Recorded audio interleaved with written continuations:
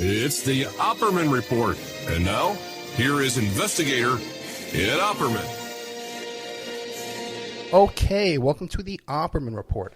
I am your host, Private Investigator Ed Opperman. You could find me at Opperman Investigations and Digital Forensic Consulting if you just email me directly at oppermaninvestigations@gmail.com.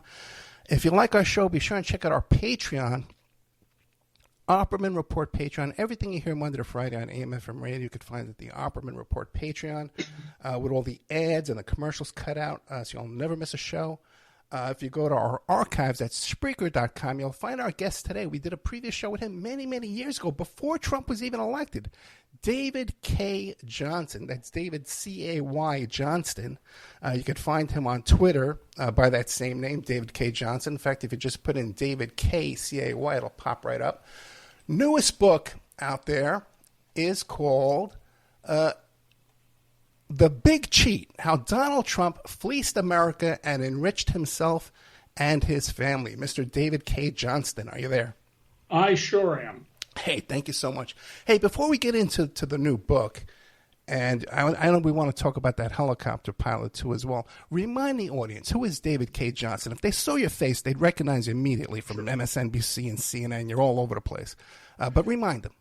Well, I've been a reporter since the mid-1960s. As a teenager, I was a front-page staff writer at the San Jose Mercury, now the sixth largest newspaper in America. And I worked for the Detroit Free Press, the LA Times, the Philadelphia Inquirer, and the New York Times. And I'm a former president of Investigative Reporters and Editors, which is our professional organization with about 6,000 members. I've written 8 books, 4 of which were New York Times bestsellers, and 2 of them were international bestsellers. My career has focused primarily on economics, taxes, CEO pay, but I was the first journalist to seriously investigate the Los Angeles Police Department more than 40 years ago, and I am the only journalist in American history whose work caused a broadcast chain to shut down and go out of business because they were using news manipulations and news blackouts to further the interests of the controlling owner. Which chain was that? It's called Gross Telecasting, and according to Forbes magazine, they had the second highest profit rate of any publicly owned broadcaster in America.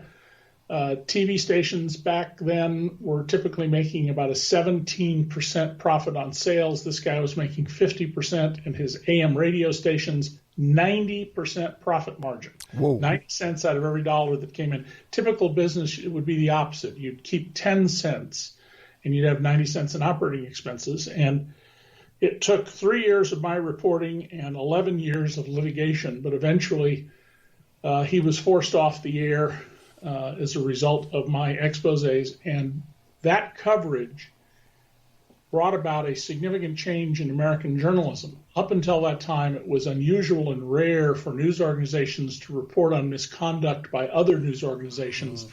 Now we have a show on NPR every week. We have a show on Fox. There used to be one on CNBC. There's a whole team of reporters at the New York Times who just cover the news business.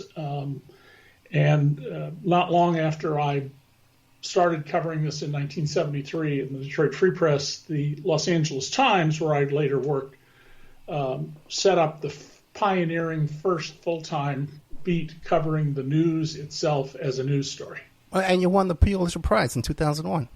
Yes, that was for my exposing loopholes and inequities in the tax system, and I was a finalist 3 other times. There are 3 finalists every year, and the citation cited my, quote, exquisite command of complicated U.S. tax laws, close quote.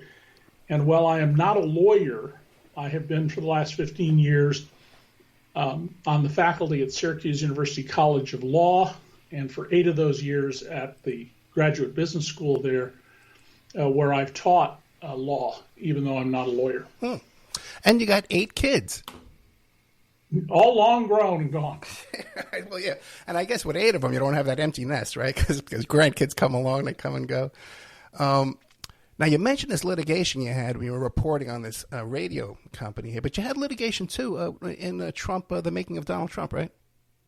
Well, Donald has called me at home many times since we first met in May of 1988, threatening to sue me. He has hired some of the most highly paid and excellent litigators in the world to try to get me fired, but in 35 years, he's never been able to show a single error. He's never gotten a single correction. The person he sued was my colleague at the New York Times, Tim O'Brien, who wrote a biography of Trump called Trumpland. It's a very revealing, excellent book. And when he was doing the book, I said to Tim, who's now at Bloomberg, don't put an exact figure on Trump's wealth. He'll sue you. I had revealed back in 1990 that Trump was a complete fraud. He claimed to have billions of dollars. He actually had a negative net worth, or as I wrote in the Philadelphia Inquirer, and we ran this on page 1 above the masthead. That's the best play you can get, right? The very top of the paper, above the name of the paper. You are probably worth more than Donald Trump. Right. And he did sue Tim O'Brien and lost. But the litigation, because thank God Tim didn't listen to my advice, brought out all sorts of important things about Donald Trump we didn't know. Now, what about when they have something that comes out like this Letitia James, this New York City lawsuit for $250 million against Trump Organization? Do they come to David Cay Johnston for consultation? No. Really? Not least. I mean, there are cases out there where my work is cited in official proceedings, but no. And this is, Letitia James is the elected Attorney General of New York State. The case is in Manhattan, but it is a state government civil fraud case. It is not at all surprising that she's brought this case. I and others have written about Donald's inflating the value of his assets and understating him for years, and I'll give you 2 simple examples. Donald owns a roughly 20-acre estate in Westchester County. That's the wealthy county just up the Hudson River from Manhattan, with a mansion on it. He has claimed for tax purposes that it's worth less than $20 million. On his financial statement, he's listed its value as being as high as $291 million. That's almost 15 times as much. And he based that on, false representations that are very obvious, but second, that he could divide the place up and sell a whole bunch of mini mansions. Well, he can't do that. The authorities have made it clear he can't do that. So to claim you have a value that you don't, that's a fraud. Nearby, he has his Trump Westminster, I think that's what it's called. Anyhow, it's the golf course in Westchester County, the Trump Westchester National Golf Course, I think he calls it. It has a 90-foot high waterfall and a clubhouse that, according to Trump, is larger than an acre, over 44,000 square feet. He claims it's only worth $1.3 million. A house on the fairway, a large house, will run upwards of $1 million there, just a house. So it's absurd for him to claim it's only worth $1.3 million. And on his presidential disclosure forms, he's checked the box for more than $50 million, and in numerous interviews, he has said it's worth more than $100 million. Now, I once disputed the property taxes on my home where I live in Rochester, New York. The difference between me and the local assessor was 10% of the value of the house, about $30,000. If I say the house is worth $300,000 or $330,000 and the government says it's worth the opposite, that's just a difference of opinion about real estate values, which after all aren't like the stock market. They're not liquid. But if you claim something is worth $1.3 million in one piece of paperwork and over $100 million at the same time, that's just fraud, plain old-fashioned fraud. But the thing is, okay, and I get grief on this all the time because when I talk about Mar-a-Lago, okay, and the Palm Beach County in 2011 said it was worth $18 million. They assessed it at $18 million because of deed restrictions and all kinds. You have to pay back all those memberships and stuff. And I think it was 2020 that said it was $28 million. But the Trump team can get on Twitter and say, they're trying to say that Mar-a-Lago is only worth $18 million. That's ridiculous. Look at the house next door. Explain that to my audience, please. Sure. Well, Donald has claimed that Mar-a-Lago is worth as much as $500 million. Yet he has gone to the local tax authorities and saying, oh, no, it's only worth, I think 18 million was his number, but in that range, $20 million. Again, this is just fraud. First of all, he doesn't have any rights to redevelop the property. It's not that large.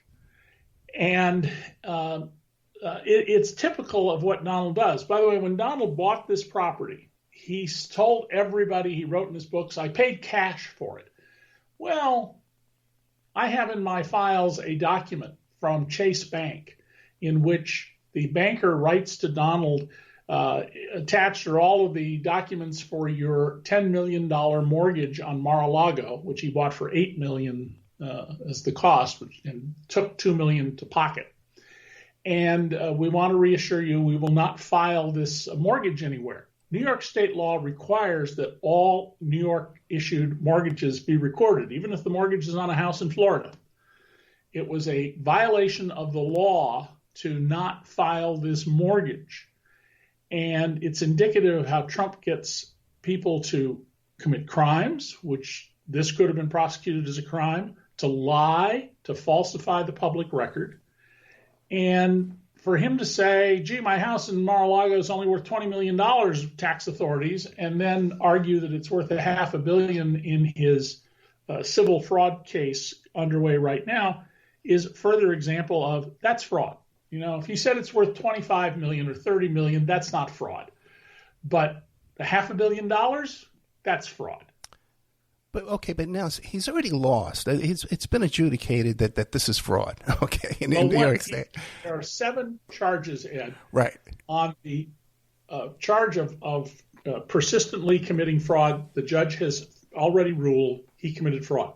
There are 6 additional civil. These are all civil, not criminal. 6 additional civil charges, each of which requires proving intent. Some crimes you have to prove intent.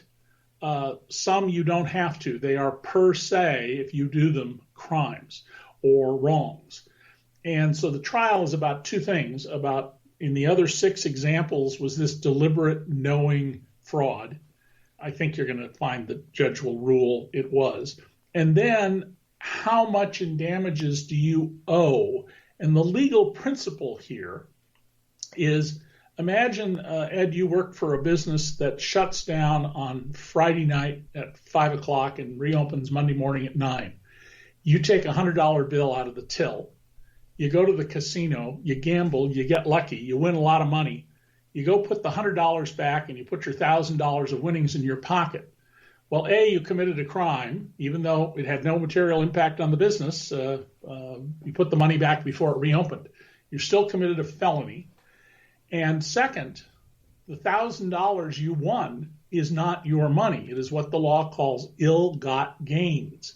And in the Donald Trump civil fraud trial in New York, the issue is if you lied and committed fraud to get loans and tax breaks and insurance benefits, and you profited from that, you must disgorge. You must give up all the profits that you made from that, because you're not entitled to them. Those are the proceeds of wrongful conduct. But David Cay Johnston, if I read the paper today, if I'm playing devil's advocate, if I read the paper today, I'm seeing, being reported with a straight face, that the executive from Deutsche Bank claims, oh no, we made a lot of money with Donald Trump and we wanted to make more money from him. This Rosemary Vrablic? Right. Right. And here's the problem with her testimony. I don't doubt for a moment that Deutsche Bank made money off of the loans to Donald Trump. But once again, This is ill-got gains. Banks do not have an unlimited capacity to make a loan. So if they make a $100 million loan to Donald Trump when he wasn't qualified for that loan, when they were violating banking regulations, and after all, nobody has a right to be a bank. A bank is an artificial creature authorized by state law and which must obey the laws of the state and, if in the appropriate, federal government in order to do business. So they took unwarranted risk, and also it meant there was in my $100 million example, there wasn't $100 million available to loan to people who were legitimate borrowers. This is not a victimless crime. The bank was at risk of losing money if Trump didn't perform. And remember, back in 1989-90, he didn't pay back almost $1 billion of the $3 billion he had borrowed from a variety of banks, about 75 of them. And secondly, the bank's profit would have been higher had it charged an interest rate appropriate to the risk. Banks charge based on risk. So a number of years ago, I wrote about how, because I am a nutcase about paying my bills and not having debt, during the 2008 financial crisis, when there were all these stories saying, there's no lending going on, the whole banking business is shut down, I one day got 10 pitches to borrow money for 2% for a year. That was less than the rate of inflation. That's like a free gift of money. Whereas if you're my brother, who was literally a ditch digger and a security guard and jobs like that, who had a terrible credit rating, he would send me these flyers he would get offering to loan him money at more than 30% interest. So it's important to keep in mind here that banks measure risk. And if they have mismeasured Donald Trump's risk because he committed fraud by claiming he had more financial muscle than he did, then the whole system is put at risk by this. And guess what? We saw that in 2008 when the whole economy collapsed. And by some measures, the 2008 collapse of the American economy was worse than the 1929 collapse. Let me ask you a question, too. That this Rosemary Vrablic, isn't there some type of conflict of interest, too, that she has some kind of business relationship with Jared? Oh, sure. No. The high-level banking in America is rife with corruption. And this is, if you read the New York Times during the years I was there, not just my work, but that of other reporters, if you read Forbes magazine, you would know this. David Enrich, E-N-R-I-C-H, is the editor in charge of business investigations at the New York Times. And he wrote a terrific book called, I think it was called Dark Towers. It is his book on Deutsche Bank and its lending activities. Deutsche Bank is essentially a U.S., German, and other governments licensed criminal organization. It is the second largest place for money laundering by Russian criminals in the world. The only bigger place is the Bank of Cyprus. And by the way, when the CEO of Deutsche Bank was forced out because of all the corruption, what did he do for a new job? Well, he went and became the head of the Bank of Cyprus, whose board vice chairman became Donald Trump's commerce secretary, and whose other board vice chairman was Vladimir Putin's appointee. So, surprise, surprise, Deutsche Bank and the Bank of Cyprus are involved in all sorts of criminal activity, helping the newer oligarchs in Russia, who are Vladimir Putin's incredibly well-financed criminal gang. There's two groups of oligarchs in Russia, the 1989-90 oligarchs, and then the ones when Putin came to power at the turn of the century. Those are the ones we need to be most worried about, and they're the ones who use Deutsche Bank and the Bank of Cyprus. Yeah, they also seem to be very liberal in spreading their money around here in U.S. politics. And I wouldn't say they're liberal about it. I would say that they're very smart and strategic. And this is not a new thing, Ed. Back in the 1970s, I exposed how the government in South Africa, when we had apartheid, the white racist government was influencing American politics. They tried to buy the Washington Star newspaper, When that failed, they bought the Sacramento Union, which was indicative of how stupid they were, because the Sacramento Union, which was an afternoon newspaper, has no political influence at all, whereas the Washington Star had a lot. They put money into people to oppose a senator from Iowa. They created political parties in Norway and France by funding them and got people elected to the legislatures there. A whole bunch of things that I wrote about back then about the South African government's agents influencing American politics and those of other governments. And we've now seen that the Russians, we know clearly from the evidence the Russians were doing this in the 2016 election. We know that there's been cyber interference by the Iranians, the North Koreans, and others. And this is a real national security problem with it. We need to keep foreign governments out of our elections. And we've had, other cases. There was a guy who was an agent of the Chinese government who gave money to Hillary Clinton. As soon as that became public, they gave it right back or gave it away, disgorged it. But we've had politicians in this country who've insisted that, no, it's perfectly okay to take money from foreign governments in American elections. That's a felony to take money under those circumstances. I'm thinking back to the first time you were on the show. It was before Trump was elected. There's been a coup. We have this George Santos character with the OnlyFans. How are you feeling these days? Are you feeling secure in our system around us? Well, if Donald gets back into office, I will be one of the people he will go after. I mean, he said he hates me more than any other journalist in the world, though I suspect I'm no longer near the top of his list. But, he's declared he will be our dictator. He's also revealed, of course, how stupid he is. A couple of days ago, I tweeted about how he said he was going to order the FCC to go after MSNBC. Well, the Federal Communications Commission regulates over-the-air broadcasters like the broadcast company that Gross Telecasting that I got to shut down and go out of business. But MSNBC is done over cable. There is no federal regulation of cable. And that Donald doesn't know this is just indicative of what he doesn't know. But he's clearly lining up a whole group of lawyers and policy people who intend to destroy the America we've known, to round up large numbers of people and put them into concentration camps. He's declared his intention to do that, so there's no dispute about his intent. And he won't ever leave the White House. I mean, if you want to end American democracy and you think we'd be better off under a dictator, especially a dictator who's as badly misinformed and mentally troubled as Donald, you should vote for him. But if you like your liberty and you'd like to see America better in the future, then you need to make sure he doesn't get to the White House. I'm glad you brought that up.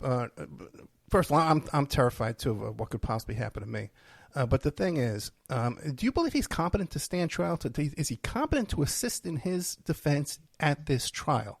Because he's more than competent to do so. The standard for competency to stand trial is, do you know right from wrong, and are you aware of the proceedings around you? Clearly, he's aware of the proceedings, and he understands what they are, and he's testified to that. And his statements make it clear. He knows that he has got 4 criminal cases with 91 charges, and this civil case, plus a whole bunch of other civil cases. The other one is, are you mentally competent? Do you know right from wrong? One of my high school classmates murdered her next-door neighbor who came from East Germany because she was convinced he was some German spy spying on her. And the Phoenix prosecutor, 2 days after her arrest, announced that they were not going to prosecute her. They were going to send her to a mental hospital. If you cut somebody's head off because you think it's a head of lettuce, then we're not going to try you. You're crazy. If you are so mentally limited that you can't describe and name people around you, then we're not supposed to try you because you don't have what's called mens rea, criminal intent, M-E-N-S-R-E-A, mens rea. Donald has mens rea. Donald has demonstrated repeatedly that he knows he's lying about things, he hides things, he pays people off. All of those are badges of fraud. But David, is he able to assist in his defense? It seems Sure. it seems like these attorneys are bending over this bizarre mistrial motion. Man, have you ever seen anything like that before in your life? No, yeah. what Donald's doing, I think, and his lawyers are doing, and I'm not the only person saying this. Okay. There are actual experienced trial lawyers who are saying this, whereas I just teach law. They all are saying the same thing. All of us are saying the same thing. These are motions that are intended for his base. These are political moves. They have nothing to do with the legal proceedings against him. And Donald knows what he's doing. I mean, Donald is a fraud in that, he claims to be the world's greatest expert on 22 or 23 subjects, depending on how you read one of his comments. And golf. Okay. Yeah. I mean, first of all, I don't know anybody who could be the world's greatest expert on more than one subject. But one of his subjects is tax. And Donald claims not only he's the world's greatest expert, I am the greatest expert in all history about tax. Well, okay, I'm a world-recognized expert on tax. My next book will propose a much better, much simplified federal tax system that every expert has gone over it says would work. They just believe that the people and corporations which literally turn their taxes into profit centers, something I proved 25 years ago, that they will kill this by telling everybody it's a fraud. Now, to understand tax, I had to learn accounting. I learned it well enough that I taught at a graduate school of accounting for 8 years, the Whitman School at Syracuse University. And Donald, under oath, in the lawsuit against my former colleague Tim O'Brien, who had identified Donald's net worth as somewhere around 140 to 160 million after Donald showed him tax returns and other financial statements. Donald, in that case, was asked, so what do you know about accounting, Mr. Trump? I don't know anything about accounting. You don't know anything about accounting? I don't know anything. I leave that to the bean counters. You sure about that? I mean, have you studied accounting? I haven't studied accounting at all. So you understand the rules, the basic rules, perhaps? No, I don't understand anything about accounting. You cannot know tax if you don't know accounting. So ipso facto, you cannot be the greatest expert in all time on taxes if you don't know anything about accounting. Well, he did go to the Wharton School. Did he? Well, how did he get through there? He sort of went to the Wharton School. Ooh. During the Vietnam War, lots of rich boys got deferments by going to college. Two rich boys who went and joined the military and volunteered, in one case demanded to be sent to the Vietnam War, were John Kerry and Al Gore. But Donald was one of those rich boys who got a deferment first for college, and then Donald's father arranged for a podiatrist who rented space from Donald's father, Fred Trump, that's his office was in a rented space, to write a report that Donald had a bone spur. Donald can't remember which foot has the bone spur. In other words, he was a really good podiatrist. It's just a made-up story to keep him from going there. And I have interviewed students, including some women he asked out when he went to Wharton, and he was rarely seen in class. He got credit for working on real estate deals with his father in New York and Cincinnati. And Donald has claimed he graduated at the top of his class. There is a list of, who the honor students were.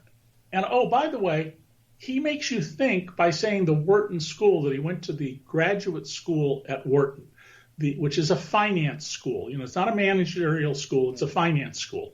Well, he didn't.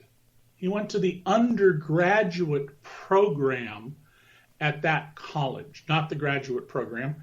And there is no record anybody can find anywhere of any distinguished scholarship, despite his claiming he was at the very top of his class. There is one professor who, before he died, who said publicly that Trump was, and I'll leave out the expletives, dumbest student he ever had. I hope the audience appreciates we have David Cay Johnston, who knows this stuff by memory, off the top of his head. Check out the latest book, The Big Cheat, How Donald Trump Fleeced America, Enriched Himself and His Family, The Making of Donald Trump. This is the Bible of Trump expose. David Cay Johnston. You can find him on Twitter, David Just put in David C-A-Y, it'll pop right up, David Cay Johnston. Mr. Johnston, the back to Letitia James, New York State. They're applying a consumer law against Mr. Trump, where normally it would be the other way around. It would be the bank would be the defendant in this case, and the citizen would be the consumer, right? What do you think of an appellate victory on that? I don't see. Okay, let me back up. Go ahead. The findings of fact by Judge Engoron are not subject to appeal. The trier of the case is the finder of fact, and unless they can show that, he wrote in his findings of fact something that's blatantly untrue, the sun rises in the west sort of thing, there's no appeal from that. New York has a very powerful business records law called the Martin Act. Because New York is such an important business center, it's always been important that it have very strong rules about falsifying business records. Hence the Martin Act. And the use of consumer law in this case, we think of it as designed to protect you and me as retail consumers, but in fact, it's designed to protect anybody doing business with you. And I don't think there's anything unusual about the application of this law. Trump's lawyers are doing what he wants. Right. They're filing frivolous complaints. And one of the things the audience may not know is when you hear frivolous in a legal context, if a judge says that's a frivolous complaint, if the Internal Revenue Service sends you back a letter after you contacted them and said, your argument is frivolous, that is the equivalent of a judge or a government official telling you that your argument has as much weight as a drunk in a bar. It is totally and utterly without merit, and you're not going to get it considered. Donald knows what's going to happen eventually. His effort here is to delay till after the November 24 election. If he then is back in the White House, he can immediately stop the two federal cases, and he can go to court saying, well, I'm president. You can't make me continue to go with these state proceedings because they'll interfere with my ability to conduct the nation's business. And one other little thing, which I was the first person in America to point out, and of course now you'll hear it all the time, assume Donald Trump were convicted and put in a Georgia prison or a New York prison. Nothing in the Constitution would prevent an incarcerated president from fulfilling his duties. He'd be in prison, but he could, from the prison, be president of the United States unless Congress came to its senses and impeached him in the House, and 2/3 of the senators voted to remove him, which I would expect they would do in that insane prospect. You really think so, man? And the day of George Santos and Matt Gaetz, you really think so? You're a lot more. Yeah. Yeah, if he were actually incarcerated. One of the things the polls are showing, and I am not a big believer in polls, Ed. When I was very young, I used to make extra money doing polling on the side. So I have a intuitive understanding of how these things work. Polling results now, less than 1 in 100 people answer the phone call and agree to take the poll questions. That is an inherently biased example, and I'm not the one saying that. John Geraci, who wrote the pollster, who wrote the book Polarized with 2 L's, he says that in his book. And told me that personally at a dinner recently. Also, the poll questions are based on landlines, and young people, very few of them have landlines. Even very few people my age have landlines. I'm going to turn 75 Christmas Eve. Yeah, happy birthday. Be very wary of the poll results. But when you ask the direct question, you're going to vote for Biden or Trump, Trump does very well. When you ask if Donald Trump is convicted of any crime, how will that affect your vote? His support falls away. When they ask sideways questions, then they get very different results that are not good for Trump. And by the way, all leading polls are completely published. You can go and it's a matter of honor in the polling business and integrity. All your questions are there. I used to write a column every now and then after I left the New York Times about the Fox News annual poll on religion because it was fascinating. And one of the things I would point out is that year after year after year, it would show that about 24% of Americans believe in warlocks, that is, a male witch. Right. 28% believe in witches. Now, beyond the insanity of thinking there are witches and warlocks, if you think that if more people think there are witches than think there are warlocks, that also tells you something about misogyny. I love it, man. I love it. No, real quick, back to Letitia James again. If he does lose, so let's say they hit him with the $250 million, and there's all kind of restrictions on his licensing. What is that? What happens to Trump then? Puts him out of business? Well, yes. Judge Engoron canceled all of his business licenses. You know, we're New York State, so we call them certificates. We have all sorts of oddities in our law. But he canceled all of his business certificates. You cannot conduct business without a certificate unless you're a sole proprietor. So, you know, when I write articles or give speeches or write books, I'm a sole proprietor. I don't need anybody's permission to do what I do. But if I incorporated myself, now I have to obey the government rules. Donald has more than 500 separate business entities. All of their licenses were revoked. The Trump Organization is the top entity, and all these others are effectively subsidiaries underneath. And the judge took away all those licenses, so he cannot conduct business. Now, an appeals court has stayed that is, reinstated the licenses until the case is over. But assuming Donald loses the case, and ignoring his efforts that you can be certain will occur to appeal and delay, what will follow is the business licenses will be revoked, so he will not have an ability to do any business. A monitor will be appointed by the judge to oversee the sale of Trump properties, to first raise the money to pay what's owed the state, the disgorgement of his ill-got profits plus any fines and penalties. And then the creditors will get paid. If you have a mortgage on a Trump building or something else, you're next in line. And the last person to get paid will be Donald Trump and the Trump Organization. The court monitor can sell any of the Trump properties. So Donald owns his 3-story apartment in Trump Tower. He owns the office space that's rented out, and he owns the retail space at the ground floor. He doesn't own the whole building, but he owns those parts of it. Those can all be sold. His golf courses can be sold. Mar-a-Lago can be sold. His 30-year-old Boeing 757 jet and his, I think, more than 30-year-old little Citation jet, his 2 helicopters, they can be sold. Now, Donald can bid to buy them if he has the money, which I don't think he will have, depending on the size of the damages and the money at the sales. And these will not be carefully orchestrated sales to get maximum value. The reality is these will be fire sale prices. They'll be big bargains. Donald could end up being left with nothing but his presidential pardon and his union pardon, because he belonged to a union for his TV show. Pension, you mean? And he'd end up with that's it, nothing else. You mean pension, not pardon, right? Yeah.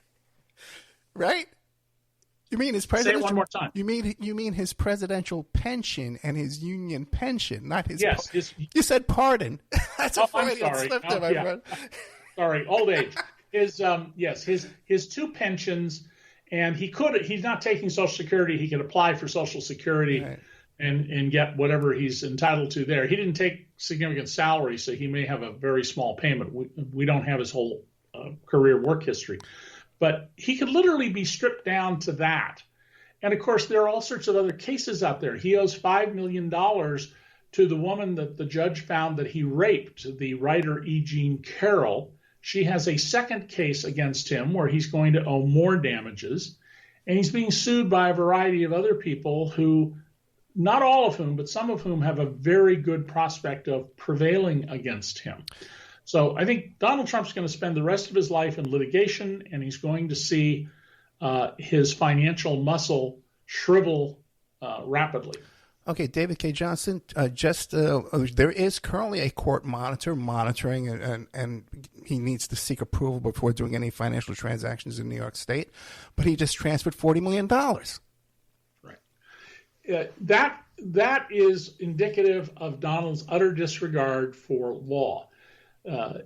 The transfers were discovered in an audit. I'm shocked, frankly, that Judge Barbara Jones, who is the monitor, hadn't instructed all of the banks that you're not to make any movements of larger than $5 million without notifying me, and you were to notify me of any movement of more than $1 million.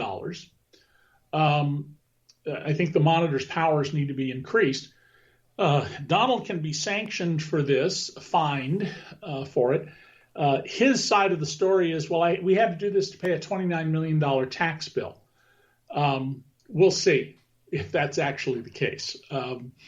But Donald doesn't obey rules. I mean, this is a man who plied children, who I named in one of my books because they were in the public record, 12, 13, and 14-year-old rich kids with money to gamble. He got them liquor and limousines and hotel suites. And when I talked to him about it, he didn't think there was anything wrong with that. This is a man who cheated novice roulette players at the Trump Castle Casino. The only known case of any casino in Atlantic City cheating players was at Trump Castle. This is a man who was involved for a decade up to his eyeballs with one of the most notorious and biggest drug traffickers in America, Joseph Wexelbaum. And, if you were to get Donald Ed on this show and ask him about it, he'd go, what? Oh, I don't remember any of that. It was so long ago. If you'd gotten him at the time, he would have said, well, I didn't do anything wrong, which is not true. I have one last question, then I want to get into Wexelbaum. Okay, you said that this is based on New York State financial transaction laws. What about Stormy Daniels' case coming up? Well, the Stormy Daniels case of paying hush money has not been prosecuted by the Southern District of New York, right. The federal prosecutors who, during the Trump administration, prosecuted his lawyer, Michael Cohen, who went to prison.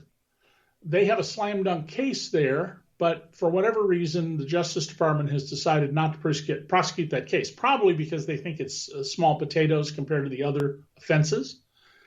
And Stormy Daniels has her own case against Trump. I don't know enough about the merits of that and the way it's framed as to whether she will succeed. Me and David Cay Johnston reconnected recently. The 75-year-old man and the 61-year-old man reunited over TikTok. Okay, I had mentioned the Joe Wexelbaum helicopter pilot drug dealer on my Ed Opperman TikTok channel, and I suppose David Cay Johnston watches TikTok.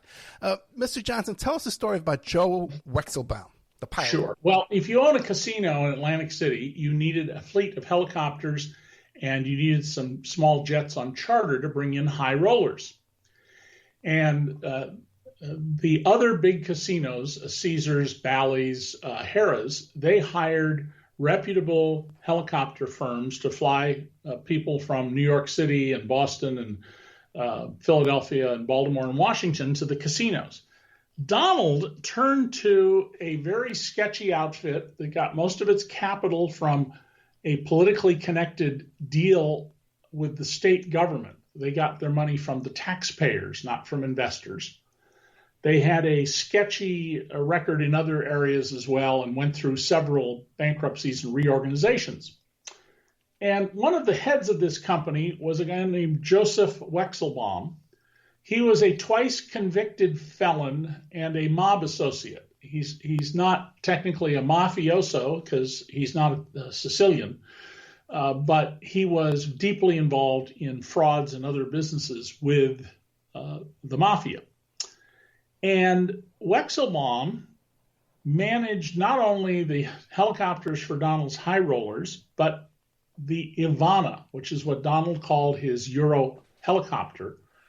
And he piloted that helicopter when Donald was in it, when Ivana was in it, and when Donald's sister was in it, federal judge Marianne Trump Berry And her husband, John Barry, who was a lawyer for the Trump casinos, rode in Wexelbaum helicopters from northern New Jersey to the casinos often, several times a week.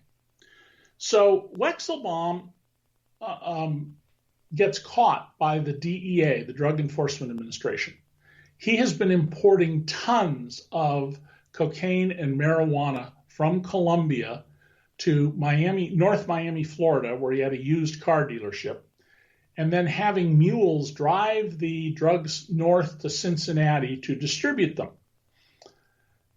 When he gets caught as a two-time felon looking at a third strike, he writes a written confession. He confesses to everything, or certainly enough that there's no question he did this. He even admits to personally handling the drugs, which is unusual.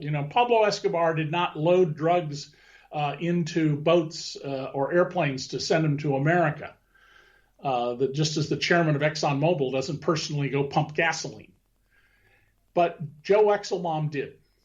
And he pleads guilty, which makes sense. And then he asked the court to transfer his case for sentencing only to either Miami or New York City because he has a home in each place. Somehow the case instead ends up in New Jersey, where no crime is alleged to have occurred, and in the federal courtroom of Judge Marianne Trump Barry, Donald's sister. Now, after a couple of weeks, Donald's sister recuses herself. That's a legal term for she removes herself from the case. And the case is then transferred to the person who became her closest and best friend and frequent luncheon companion on the court. Wow. The mules, the people who all they did was drive the drugs. I mean, they knew what they were doing. They're criminals. But the people who just drove the drugs from Miami to Ohio, they got 20 years each. What did Joe get? Well, Joe Wexelbaum got 36 months. He served only 18. Wow. He served them in the Metropolitan Correctional Facility, which is less like a jail and more like a hotel with a lock on the door to keep you from leaving the room. He had a telephone and internet access and all of that stuff, and an air-conditioned room. When he was about to get out, he had to have a job, and he had to pay a $30,000 fine. Well, he said he was going back to work for Donald Trump. Why would Donald Trump, a casino owner, hire an admitted national class drug trafficker, particularly when his casino license says you're not to consort with criminals? Why would you hire him back as your consultant on helicopters? Joe made 3 payments of $200 each on his federal fine and then stopped paying, saying, I don't have any money. But funny thing, Joe and his girlfriend ended up in a $2.4 million double apartment in Trump Tower that got a mortgage with no underwriting. That is, when you seek a mortgage, you go to the bank and you say, well, here's my tax returns, here's my paychecks, here's my friend saying I'm an honest person. None of that. The bank just gave a mortgage for this property. And he went on with his life. Well, Donald wrote a letter to a judge in this case. And ostensibly, the letter is, you shouldn't be harsh with this man. He's a stand-up guy. Donald called him a credit to the community.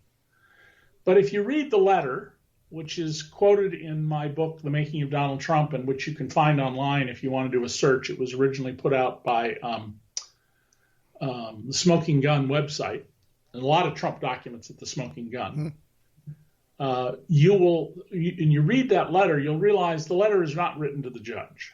The letter is written to Joe.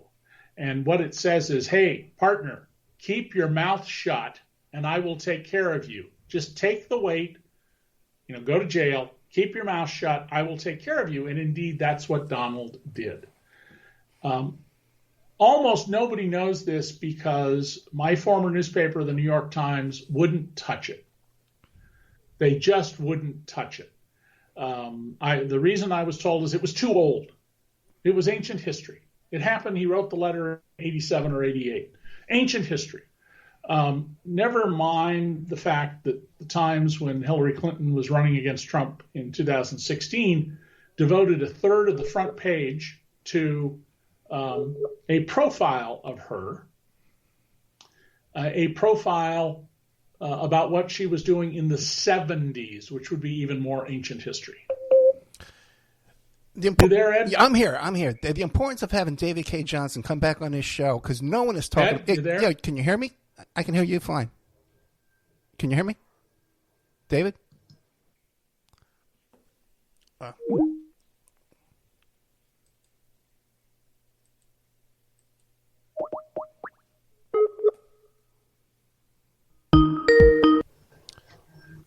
Okay, where did we lose each other? No, I could hear you fine the whole time. Oh, I'm sorry. I couldn't hear back from you, so I figured it had gone bad. No. But the thing is, we're almost over anyway, out of time. But the importance of having David Cay Johnston on the show is that the only way, if you look up this Joseph Wexelbaum, the only place you'll find it is connected to David. He's the only one talking about this. Okay.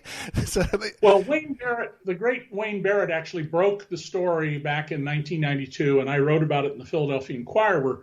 But yeah, nobody else has touched this thing, and I just find it astonishing that people, they don't know about the children gambling, they don't know about cheating customers in the casinos. They don't know. Yeah, children gambling is a new one on me, too. Are you there? Are you there? Yeah, I'm here. Can you hear me? Yep, I'm here. Okay, good. Real quick. Yes, I can hear you. Okay, Roy Cohen. It's just astonishing. Sorry. No. Okay, let me just real quick, because we only got a couple of minutes. Roy Cohen is purportedly the one who got the sister Mary Trump, the sister Trump Barry, the federal judgeship. Any connections between Roy Cohen and the organized crime families that Joe Wexelbaum was involved in?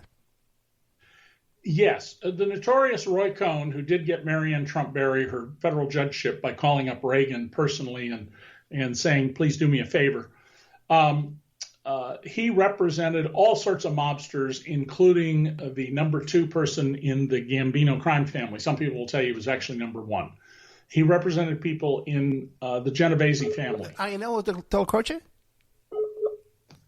Are you there? Hey, David. Yeah, let's try that again. Real quick, was it Aiello Della Croce who Cohen was representing, the second in command at Gambino? No, it was Paul Castellano. Okay. I'm sorry, not Castellano. I'm sorry, no. I'm sorry. I can tell you the name off air. I just don't remember at the moment the guy's name. Okay. Fat Tony Salerno. Okay. Yeah, because there was an incident, too, on a Trump helicopter with Armand Della Croce waving around an Uzi machine gun on the helicopter. Donald Trump has been surrounded by mobsters for decades. The Trump Tower was one of only 2 buildings in New York when it opened that would sell apartments to people without vetting them. So if you went to the building I have an apartment in and said, I want to buy this not in my name but the name of Snow Inc., they would say, well, what are you? Are you an Aspen ski lodge or are you a drug smuggler? Donald would simply say, oh, Snow Inc., sure, I want an extra $1 million. Gotcha. And so law enforcement knows that building very well. Interpol, British intelligence, the New York City Organized Crime Squad, the FBI. Boy, they have lots of people in that building they watch.